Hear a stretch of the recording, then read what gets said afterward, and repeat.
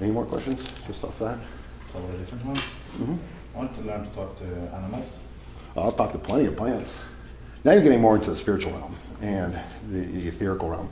Anyone ever hear the story about my first trip when I was looking for San Pedro cactus, which was mescaline for my first trip? Anyone remember the story? Okay. The story went like this. Called Mr. Mescalito. It's the spirit plant of the cactus. And I was driving all over the place. Could not find this cactus. So I was in Bonita, which was by my house, and the shaman once told me that Mr. Mescalito, that's what we'll call him, likes to be sung to. So I'm like, okay, kind of weird. So I was in my truck at the time, and I was like, Mr. Mescalito. I was like, where are you, Mr. Mescalito? You know, driving down the street, singing a song to some plant spirit. Mr. Mescalito, where are you, Mr. Mescalito? Come on, show me where you, blah, blah, blah, blah, blah. And all of a sudden, I got this flash. Boom. Turn right here. Okay? Kept on going, singing. Boom. Turn right here. Turn left here. Turn here. Go up this private road that splits off in two ways. Take a left here. Okay? And then I get there, and it's just like internal stop. Okay. So I'm like looking around, and I get out, and I just go to the edge. I look down. Hundreds because of San Pedro cactus. Right there. So I know it exists. And the ability is to listen and to trust on what's going on. Like when I go there, when I'm going to harvest a plant, I have them all planted in my yard now. You know, actually it's funny because I took a bunch of plants I planted in my parents' yard. At the time I was like 20. Planted in my parents' yard, and they're like, oh, what beautiful cactus. I was like, yeah, but I'm going to harvest. If you look at the back of my book, they're 15 feet tall now. And they're the most beautiful thing on their whole property. The point is you have trust and faith in that, but you got to listen and you got to go with it. Like I'll walk, if I'm going to harvest a plant, I sit there and I go, who wants to go? Who wants to go? And I'll go to plants and they're like, nope, not me. Not me. And you sense it, you feel it. And then like, yeah, okay, I want to go. And I always leave, like I'll leave something. It's a give and take. I'll leave money. I've left all kinds of cool shit. Some people think it's weird, but understand, talking to animals is exactly the same thing. I have a better connection with the plant world than the animal world. But there are people that can do that, and I've seen a lot of very, very, what people would call strange shit. So best bet is to find someone that's doing it, but you got to turn down your own neutral. You got to go neutral in here. When I go out, and took me a long time to understand this. When I'd go out, I'd go into a neutral spot. I couldn't understand when I'd go into a nightclub. Like when I smoked weed, you know, weed would like open me up way too much. And I'd walk in, and I'm horrible. Like if I smoke weed, all games out the window. I'm going home alone because I just fuck up. I'm slow, and I pick up on other people's energy. So I'll be there and I'm like, oh, I feel really fucking self-conscious right now. Fuck. I'm feeling kind of insecure. And it's because I look over and some dude's like, I'm picking up on it. So, you know, there's all kinds of energetic stuff you can pick up on. But you definitely got to clear your mind first. If you don't clear your mind of your stuff, nothing else is going to come to you. That ability to completely neutralize your mind and your internal dialogue. Get to the point where and that's the coolest one because you can always just be, always, no matter what. So what's your best technique for neutralizing as well? Internal dialogue? Well, first I like to fuck with it a lot. I call them apps. Okay, here, we'll do one. Okay, get a little mind, get a little voice in you. Does anyone have like a little voice in their head that's fucking nagging at them or something like this? Anyone have that? Okay, if you don't, good. If you do, just try this. Everyone knows what an app is, right? You know, you have your phone or a filter, like anyone do audio editing, they have a filter. So if I'm talking like this and I put it through the Darth Vader thing, it's like, if I'm saying hello, it's like, hello. If I put it through a high-pitched one, it's like, hello. These are apps or filters. So think of one of those things that have been bothering you inside your head. And I have 3 different filters I like to put it through, okay? First one, I call it the fairy filter, okay? And so what it does is anything that you say to yourself on the inside, I get a nice little lift. And oh, you're just not so good enough, okay? Like, run it through that. Run that little thing, whatever it was saying, like just put the lisp on there. You really get flamboyant with it. You're running it through the app. You're running it through the filter. That voice has to go through that. So okay, just run it through that. And notice what happens. You're changing the way it internally is encoded in your auditory function. Now listen to that voice now. Did it affect you the same way it did? Does it seem a little different? Okay, that's one. Okay, I like to do another. Okay, and the other one is I call it, imagine that there's a helium balloon. Everyone know what a helium balloon? Everyone sucked in helium and then tried talking. Just imagine a big helium balloon, and that voice is nagging at you, and you're like, you know what, shut the fuck up. Pop it in its mouth, and go, okay? Do it that way, that nagging voice, and put that helium, and just watch them take a big fucking hit of that helium, and then try to fucking condemn you, or talk shit to you, or talk down to you, or make you feel bad out of that voice. Okay? Can everyone do that? Does that seem a little different? And there's another one, I call it the stutter one. Imagine it was like stutter. Imagine that you put it in through the app and it's going to stutter. So it's like, you're not good enough. It's like, good enough. Run it through that and see if it doesn't change the way internally you process that. It's just the way your mind is doing it. It's a chemical structure. So when you run it through all these things and you get playful with, like they said, this is just playful shit. You sit back, close your eyes, and they're like, I wonder what would happen if I ran in reverse. Like whatever it said, like in reverse. You're not good enough. Like, look at me, go, run in reverse, see what happens. It'll break up the way that it's coded. All you're trying to do is reverse, change, alter the neural synapses that are firing off in your brain. So then all of a sudden, you're like, can't even think about it that way. I'm just showing you this real quick because I think we don't have enough time to go through it, but you do this for 5 minutes, you're not going to feel the same about whatever was going on inside your head. So get yourself a little creative and play with it a little bit. All kinds of different things. Most people, when they say, oh, I make big pictures in my mind, when we talk about NLP, they're like 40 by 40 big screen, and I see myself. No, man, I look out on the horizon, and I see like the horizon, like the sky is this big glass thing, and I see like the images playing on that. Okay, you want a 40 by 40 foot screen to motivate you. How about a 200 mile by 3,000 mile when you see yourself going, I can do whatever I want. It's a little bit of a shift. Like it's all internal. You can't not process what's going through your head, so you might as well own what's in your head and do it the way you want. Does that make sense? I mean, it's simple. But most people just don't even put the time to think about it because most people this day and age just don't think. And that's a sad thing. Write down whatever you want. Reframe it. Give me a belief, any kind of belief. Anyone, good or bad? I'm fat. Okay, well maybe you're just heavy boned. It could be like that, or it's not that you're fat, you just haven't been motivated enough to really take the things to get yourself thin. Okay? You're fat, and say, well, fat to me is 1,000 pounds. Right now I just say you have an extra bit of weight on your frame. You're fat, and you say, well, that just means that you get to get a new vision, or maybe you haven't had the opportunity to really think about what it's going to be like to be healthy. Or you're fat, well, would you ever experience what it would be like or have empathy towards anyone else who was maybe a little bit overweight when you decide to get thin? It's playful. Like, you can play with everything. Like I say, if life's good, if you funk for the good. Yeah, you may have to do a little life hacking and getting in there and brain hacking and do it, but when you get to the point when you're like, I'm going to enjoy this ride, there's no rules. There are no rules. We're not in Kansas anymore, Toto. There are no rules. The rules are the ones that you make, and the ones that are in your head right now is from what you were taught and learned, or you self-put on yourself. But you can open it up to anything. You can have fun doing anything, as long as you enjoy it. Who here doesn't really like going out and getting rejected? Okay, well, let's just change it. What if I gave you $1 million every time you got rejected? Would it seem a lot more fun? Yes. Okay, so what changed? You get the reward. Positive Okay. reinforcement. And when you start thinking about the reward, internally for yourself, what is that you get from that? So what? Cool. Okay, God, I just built up confidence. I just wrote a book. I had one girl it was one of my girl I dated for like 5 years with my wife. She was right near me. We split up. She wanted more, and so she had a boyfriend and stuff like this. And it was tough. Like if you haven't been in love with someone and they live across the street from you, okay, it's a little hard to try to get over a person because you're like, fuck. You're getting over, and then you see her pull up 4 o'clock in the morning. You're like, that fucking feels like shit. And then you see her get a new boyfriend, and you're like, that feels like shit too. So what did I do about it? I made a product. Get over your ex. Made thousands of dollars off of it. See? Take your lemons, make lemonade. So everything's going to give you things. I even said, I go, hey, thanks, man. I'm glad we broke up. Like, why? We were friends. You made me like 10 grand. It was a good thing. So anytime life throws something at you, there's always going to be a curveball to be like, okay, cool. How can I switch this around? Especially this day and age. Like I said, it comes down to owning your area. Do you believe that you belong? Do you believe that you belong? And are you looking forward to a world that you want to live in? Not that's here, like a world you want to live in. And you get to start it. You get to create it. When I go through, I have fun. I'll do stupid shit. I don't care. I'm enjoying myself. I don't hurt anybody. I don't go to make anyone do anything weird or anything like that, but I can enjoy it. And it's right there. So when I see people, I'm like, fuck, snap out of it. It's already here. Get out of your old way of thinking. I think of removing headache. Removing what? Headache? Headache? Probably tapping. First thing I do for a headache is I drink a big-ass glass of water. That will alleviate probably 70% of a headache. Then I'd go into, what they do, like, the EFT tapping? It's great for a headache. Do it. And I guarantee your headache will be gone. Another thing you can do is go visual. If you go visual, use your visual apparatus, start looking at things, start looking at the lightings and stuff like this, and the different colors and stuff like that. So what it does is it flips you out of kinesthetic mode, boom, boom, to visual mode. And that's another technique. If you had a headache, or it could just be like, or you could talk about like a drain. It's got a drip. It's like dum dum. Ever seen that water? It's like dum dum. Ever seen a leaky drain?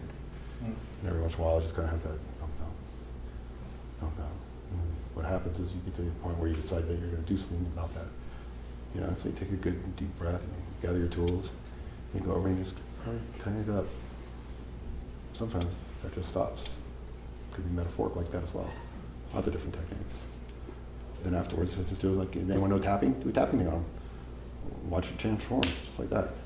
So there's no one way of doing things. That's why I want to get in there. There's no one way of doing anything. You can develop anything you want, and you are the explorer. What time is it, anyways? It is 6:15. 6:15. Okay. Anxiety and tips to get rid of it. I'm very holistic, totalistic in my teachings. First thing I do is I would look at their diet. If they're eating like stimulants, coffee, if they're not hydrated, 75% of the people in here are probably dehydrated. Guaranteed. Drinking your water, like this, if your body is kind of like, you're not going to feel good. That's what I was talking about. Feel good. So when you go out there, anxiety to me is like your body is not functioning properly. Think about it. Like, look at the world. How much percentage of the world is water? Makes 75%. Same with the body. If you drink coffee, 1 cup of coffee takes 15 glasses of water to rebalance the system. Now, if you're talking about health, and we're talking about the pH scale, which means potential hydrogen, okay, in your body, the pH scale is basically acid, alkaline. If you're going to go healthy, think about this, like even 1 cup of coffee. 0 is like hydrochloric acid, and I think 14 is like lye or something like this. We are supposed to be 7.34, right in there. That's perfect. That's alkaline, where it regenerates, it recharges your body. Coffee brings it down to an acidic state, okay? Cancer, yeast, candida, microorganisms, all that shit, that thrives in an acid environment. You cannot recharge in an acid environment. That's what sucks away your stuff. And guess what? When you're in an acid environment and your pH is low and you're in an acidic thing, guess what it does? It pulls calcium from your bones to buffer the acid so that you get to the neutral point. So you wonder why people are drinking caffeine and Coke and all these things. It's extremely acidic. So your body will regulate it, and it's going to pull from your bones the calcium, which will neutralize the acid to try to get it into the 7.3 state. Okay? So if you have all this shit going on in your body, back and forth, back and forth, back and forth, where do you think your energy is going to be to go out and have fun, to go do stuff? It's not recharging itself. Yeah, what about, for example, orange juice? Is that Orange juice is extremely terrible for you. Okay. Not only high in sugar, but what happens for an hour and a half after you drink orange juice, your cells go into like shock. And literally under the blood microscope, they will literally start spinning backwards for an hour and a half. The sugars, especially this day and age, like you're not getting the original fruit. You're not getting original fruit. You're getting hybrided fruit that's 3,000 times sweeter than it was originally intended. So you're getting a huge dose of sugar, which is going to, wonder why diabetes is running rampant.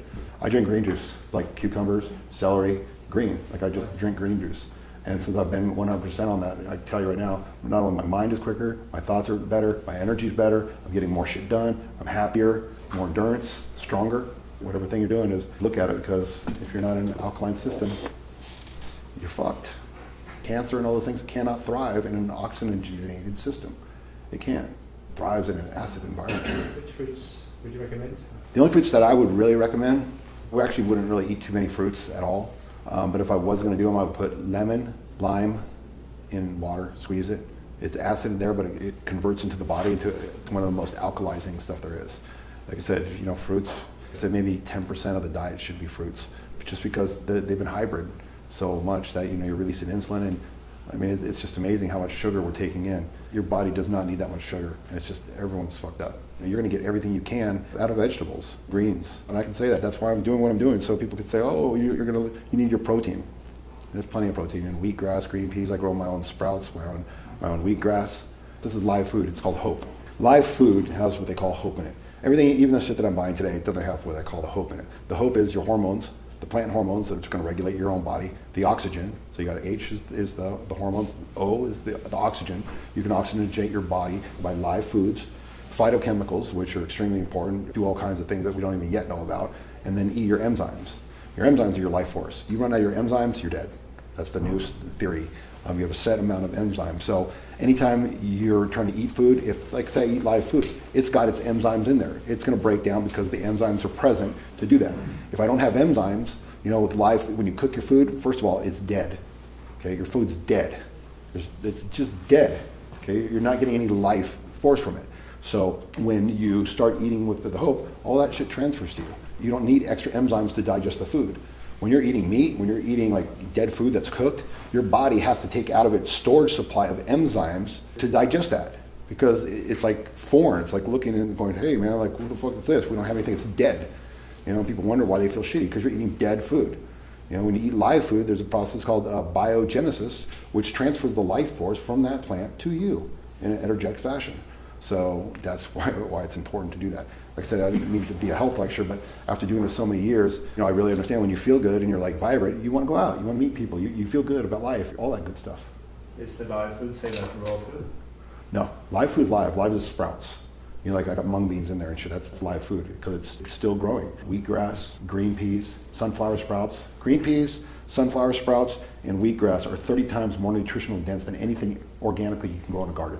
It's superfoods, and it's not hard to grow, but it's very, very much worth investing in like a wheatgrass or in juicer, and you can make it for $3 a flat. It's live food. Like think about it, where else are you getting live food? The way nature intended it. Live food is just food that's already living. So if I take wheatgrass and I cut it, and you have 15 minutes after you cut any plant to get what I call the hope into your body. So if I take a plant and I cut it, 15 minutes later I got all those enzymes, everything's still there. Put it through a wheatgrass juicer, drink the juice. Transfers to you. Wheatgrass is almost exactly the same chemical breakdown as your blood. The only difference is one has an iron center and one is magnesium. That's the difference between blood plasma. Other than that, it's exactly the same. So when you look at that, this is stuff you want to get in your body. Compared to meat, it takes 3 days. Like think about all it takes to all the energy, all the enzymes it takes for your body to break down meat in your body. 3 days it takes to move through your system. That's a lot of pushing. 3 days of fermenting in your stomach, all the gases, all the hormones, all the toxins that are there. Like I said, anyone says, oh, well, you need your protein. I don't need fucking protein. Okay? I'm about as strong as anyone could be. So any of that myth about you can't get big, you can't get strong, it's bullshit. And if you think about it environmentally, what's it going to do? It takes like, I can't remember, 180 gallons to produce one patty. If we just wipe that shit out, like you can thrive on a good diet. You don't have to ruin the environment. These are just bigger things to think about. I guess I'm getting a little all over the place again. What do you take for muscle recovery? You start eating good, your body recovers really fast, way faster. The guys that run, Rick Roll is a super marathon guy. These guys ran like 5 marathons in a row, back to back. You can't do that and recover, you know, if you're eating the right food and it's bioavailable to you. Like your body's just absorbing it. Like I don't have a recovery thing. I don't do supplements. The only protein I do is a Sun Warrior protein, which is a fermented brown rice, which has got IP6, which is a really strong anti-cancer causing agent. And I just do 1 scoop a day, just in case, just because I'm brought up on 1.5 grams of protein per body weight if you want to work out, which is completely taxing. And now I'm going to go on my high roll again. Like, how many people here use protein powders, supplements? Okay, anyone use whey? Okay, let me tell you about whey. That's going to be my next question, actually. Okay. Whey protein, okay, originally, I'm going to give you the history, originally it was a waste product. It was toxic to the environment. The milk corporation had to pay millions and millions of dollars to store this shit and to get rid of it so it didn't ruin the environment. So what did they do? They said, well, you know, technically it's a protein. So what they did, instead of paying millions of dollars to do this, they created whey protein from that, okay? And now instead of spending millions of dollars to get rid of it, they package it up as protein and are selling it to you to eat. It's extremely toxic on the liver, first of all. It's a horrible protein to begin with, and it's filled with casein, which is a milk protein. If you don't know what casein is one of the most toxic carcinogenic things there are. If you've read the China study, milk products are completely carcinogenic. So I wouldn't use whey. Okay, thanks. What was the sunflower thing? Sun Warrior protein. Sun Warrior is a great protein. You know, I think I was talking to Ray the other day, and we're talking about these people that are selling these products. Like, oh, look at this, you eat this, and you look at the people and you're like, you look like shit. Like, theory's theory, but how does your body? How's your mind? How's your energy? How does that work? How do you feel about things? You know, anyone who has a theory, look at them. You want to find someone who looks like they're living the example of it. I'm not one to judge. I just know what works for me. I've tried a lot of stuff. And so it works for me. And I feel good about it. And everyone that I've put on feels good about it. And that's just my belief system. So they can do everything they want. But I guarantee they probably don't feel better than I do. If it works for me, it works for me. Do whatever you want. It's your life, ultimately. You know, I don't want to judge it. If you have lack of energy or you feel shitty or whatever. I mean, I don't want to judge the stupid decisions yeah, you make.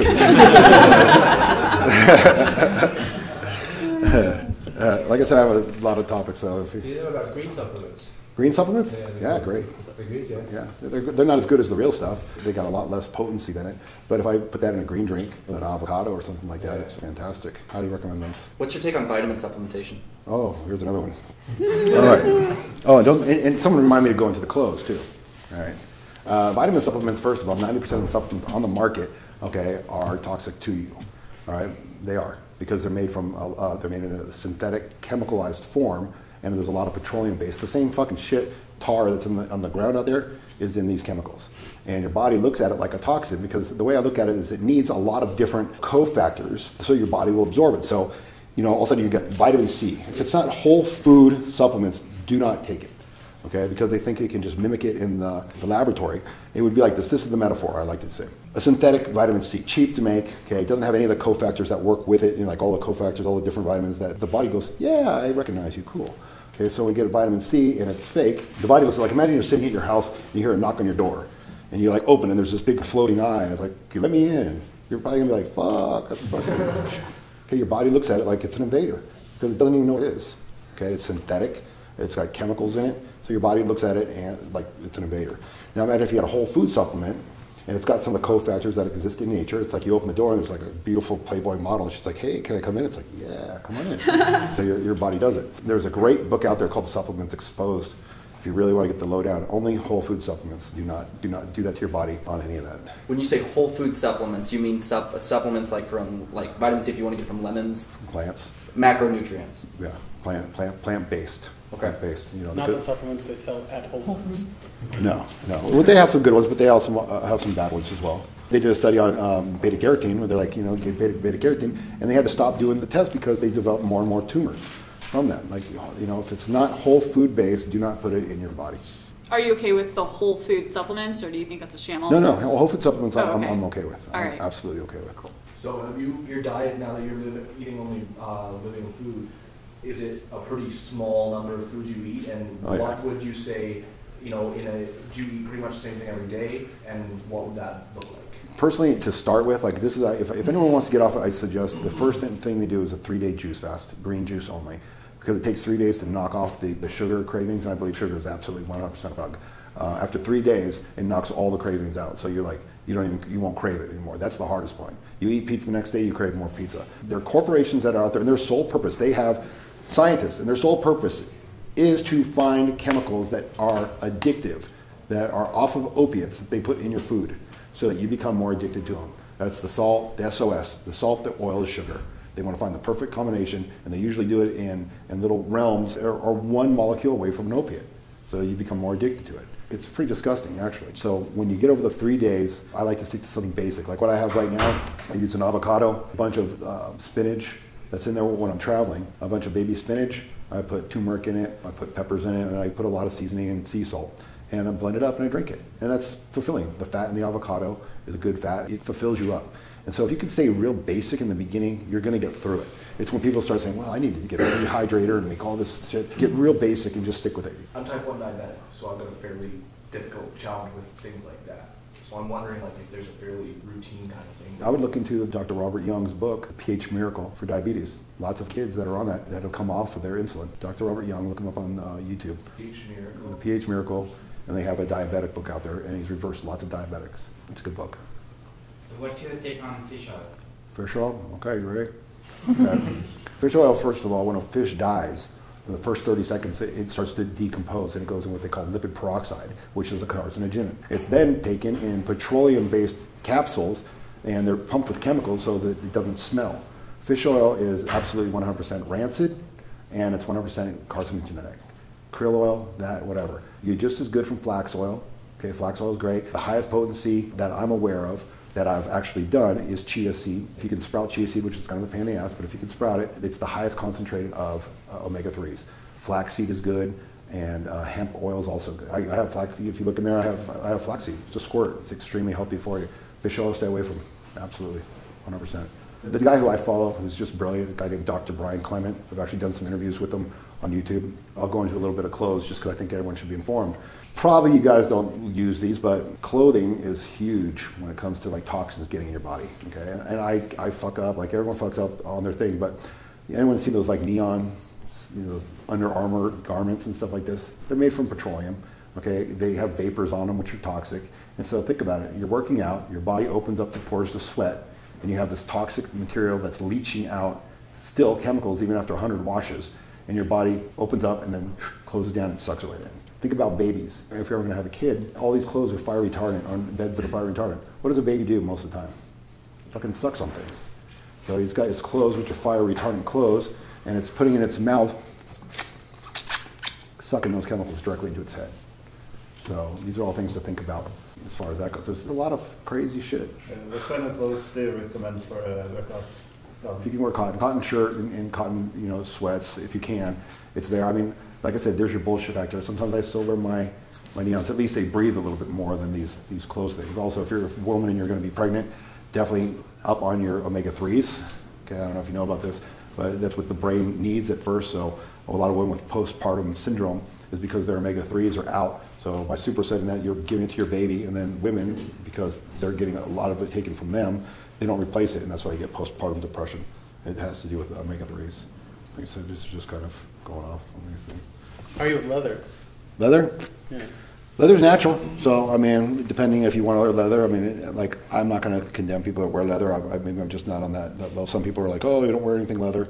It doesn't bother me, but I'm not the most conscious person on that either. Leather's okay. I mean, as long as it's probably not dyed leather, anything like that, I'll be all right with it. What's your take on ghee, unless it's pure butter fat? I don't do butter. It's like from the milk. I don't do anything milk, eggs, any of that stuff. If you ever look at an egg, the parts of microorganisms per million, there's like 500 million microorganisms in one egg. And the only animal that can really digest an egg properly is a fox. Just something you should know. I'm going to use that one. And like I said, that's why I keep it simple. Like I'll do the same shake over just to get out of the habit.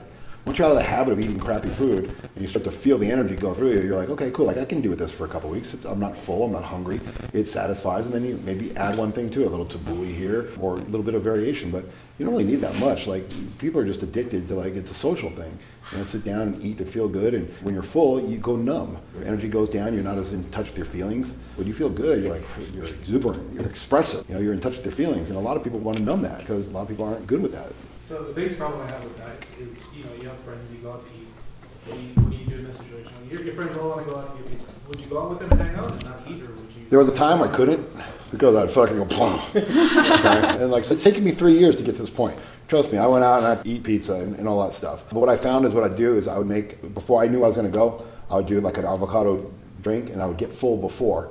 That way when I'm there, I'm like, no, I'm good. I'll have like a salad or something because I'm full going in there. If you're hungry and you go into it, you're fucked.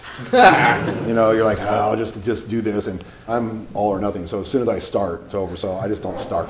It's like that. So that's the little trick that I found. And people give you shit, but that's okay. When you're looking good and you're feeling good, there's going to come a time when people come up to you and they're like, hey, like, what do you do? Like, they want to know. If I'm like, you should eat better, they don't want to hear that shit. When they see you doing it, and all of a sudden they're like, hey, man, you look really great. What are you doing?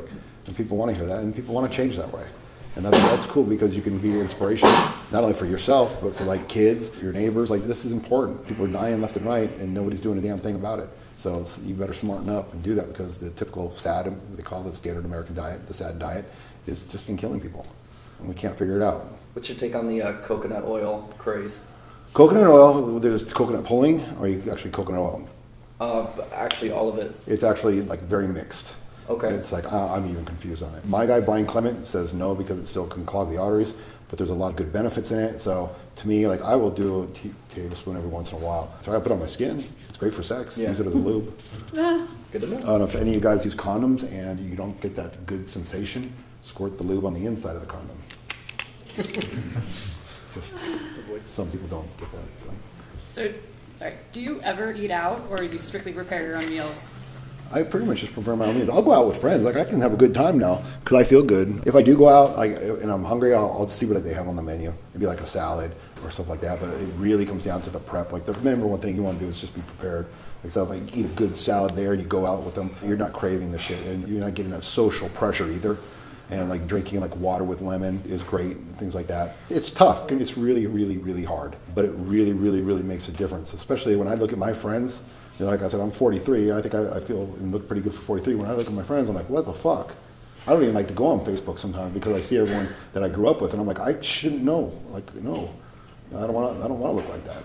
Not at all. So yeah, it's prep, but it's really, like I said, when you get it and you start to feel for the first time what your body's actually intended to eat, and you get over like the toxins. It takes about 3 weeks to get rid of 60% of the toxins, and you get that out of your system, and all of a sudden you get that first wave of, whoa, like I'm feeling good naturally. Like I don't even need to drink right now because I feel good, or I'm going out and I just want to dance and I have that energy. Pretty soon, instead of people laughing at you or giving you shit, they're going to be like, you look good. Like, you just override them because they need that. They need someone in their life that's going to show them the way. People on TV aren't doing it. Big corporations aren't doing it. Every little circle needs that leader. Everyone needs that friend that's going to just bring them out of the darkness.